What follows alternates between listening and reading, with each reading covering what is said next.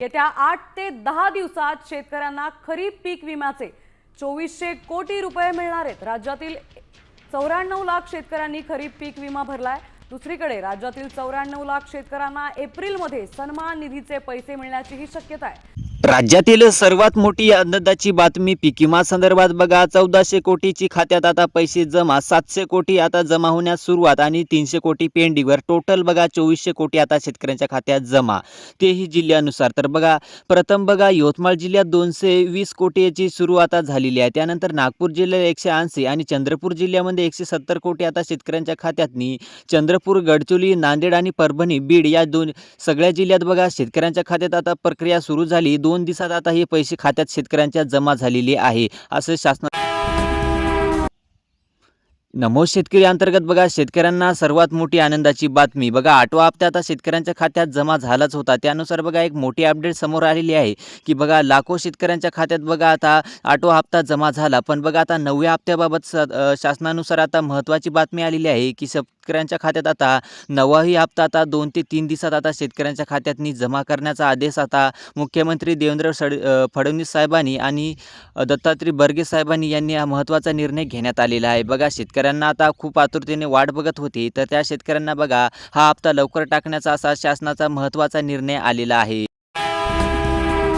आता पीएम किसान योजनाबाबत सर्वात मोठी आनंदाची बातमी बघा, पीएम किसान योजना बघा मुख्यमंत्री साहेबांनी महत्त्वाची बातमी दिलेली आहे। बघा तसेच बघा पीएम किसान योजनेचा जसा 22वा हप्ता आता शेतकऱ्यांच्या खात्यात पडला होता, तसंच आता त्याच जिल्ह्यामध्ये शेतकऱ्यांच्या खात्यात बघा 23वाही हप्ता आता शेतकऱ्यांच्या खात्यात जमा झाल्याचा अशी माहितीनुसार आता सांगितले। तर बघा आता नवीन महत्त्वाचा निर्णय देण्यात आलेला आहे। आता एका जाहिरानुसार आता 23व्या हप्त्याची ही बातमी आता लवकरच समोर येणार आहे, असं मुख्यमंत्र्यांनी दावा करण्यात आलेला आहे। तर बघा आता 4 ते 5 दिवसात त्यांनी आता जी.आर. टाकण्याचा असा निर्णय महत्त्वाच्या आता काही बँकांनुसार आता त्यांनी सांगितले आहे। तर बघा एका जाहिरानुसार मुख्यमंत्री साहेबांनी स्पष्टपणे सांगितले की पीएम किसान योजनेचा येणारा हप्ता आता लवकर त्यांच्या बँक खात्यातनी आता जमा करण्याचा आदेश आम्ही आता सांगितले आहे आणि आता हे काम सुरूही झाले आहे आणि प्रक्रियेला आता तातडीने कामं करण्यात सुरुवात झाली आहे। तर बघा आता हे शेतकरी बांधवांना सर्वात मोठी आनंदाची बातमी आलेली आहे की बघा पीएम किसान योजनेचा 23वा हप्ता आता लवकर त्यांच्या बँक खात्यावरती आता जमा करण्याचा आदेश आलेला आहे। महत्त्वाच्या काही बँकांनुसार आता पैसे जमा होणार आहे।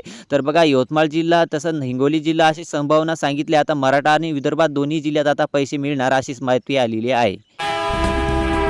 आता हवामान अंदाजातील सर्वात मोठी ब्रेकिंग न्यूज आलेली आहे बघा, पुढील आता 4 दिवस आता पाणी राहणार असं पंजाब ढगांनी संपूर्ण माहिती सांगितली आहे।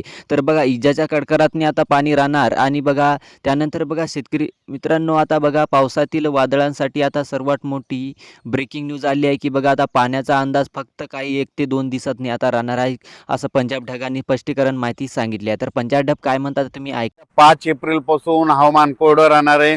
20 तारखेपर्यंत 20 एप्रिल पर्यंत कसला पाऊस काय येणार नाही, म्हणून हा अंदाज लक्षात यायचा। मग सांगायचं झालं तर राज्यात फक्त आजच्या दिवसात म्हणजे फक्त विदर्भातच म्हणजे वर्धा, नागपूर, भंडारा, गोंदिया, चंद्रपूर, यवतमाळ, वाशिम, हिंगोली त्या भागातच ढगाळ वातावरण राहील आणि तुरळक भागात पाऊस पडेल। अचानक वातावरण बदल झाला तर लगेच एक मेसेज दिला जाईल। तर पंजाब ढग साहेबांनी सांगितल्याप्रमाणे बघा पाणी जर आलं तर ते एक अंदाज माहिती देणार आहे। तर बघा शेतकरी मित्रांनो तुम्हाला व्हिडिओ कसा वाटला तेही नक्की कळवा। जर अशाच व्हिडिओ तुम्हाला पाहिजेत असेल तर आपल्या चॅनलला नक्की सबस्क्राईब करून जा। तर भेटूया पुढच्या व्हिडिओमध्ये, धन्यवाद।